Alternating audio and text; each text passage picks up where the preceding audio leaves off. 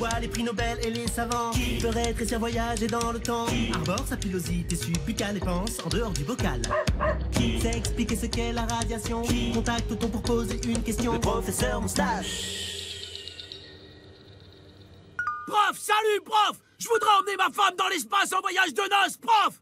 Pareil qu'il y aura bientôt des ascenseurs pour là-haut. C'est pour quand, prof? Un ascenseur pour l'espace. Bonne idée. Bonjour, mon petit Spirou. Quel étage, professeur? Espace. J'ai besoin de prendre le large. Ok, c'est parti. Premier étage, lingerie féminine, accessoires pour poney. Il y a des toilettes ici. À ma connaissance, non. On est où, là? Station nuage. Ben, on n'est pas arrivé.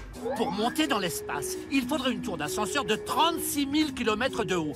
Même à la vitesse de 60 km/h, il faudrait 25 jours pour y arriver. Imaginez presque un mois sans commodité. On est où, là? Espace. Actuellement, on ne connaît pas de matériaux assez résistants pour soutenir une tour de plus de 10 km de haut. Elle s'effondrerait sur elle-même. À moins de concevoir un ascenseur capable de glisser le long d'un câble jusqu'à une station spatiale en orbite. Démonstration. Tiens, petite planète, prends cette station spatiale et tourne sur toi-même. Voilà comment tiendrait le câble de l'ascenseur grâce à la rotation de la Terre. Mais envoyer des touristes en ascenseur dans l'espace, c'est sûr que ça comporterait certains risques.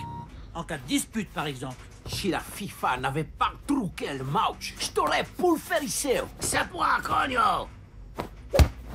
Carton rouge. C'est pas moi! S'il est expulsé au-dessus de 25 000 km, ce footballeur restera en orbite. En dessous de cette hauteur, il chutera en se consumant dans l'atmosphère. Autre risque, une rupture de câble. La partie du câble située sous une certaine altitude tomberait au sol à cause de la gravité. Quant à la partie haute, elle resterait en orbite.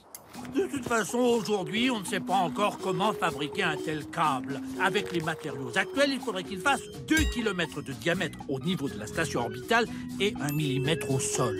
Imaginons que ce soit possible. On fait comment pour envoyer un truc pareil dans l'espace? Fire! Houston, we have a big problem!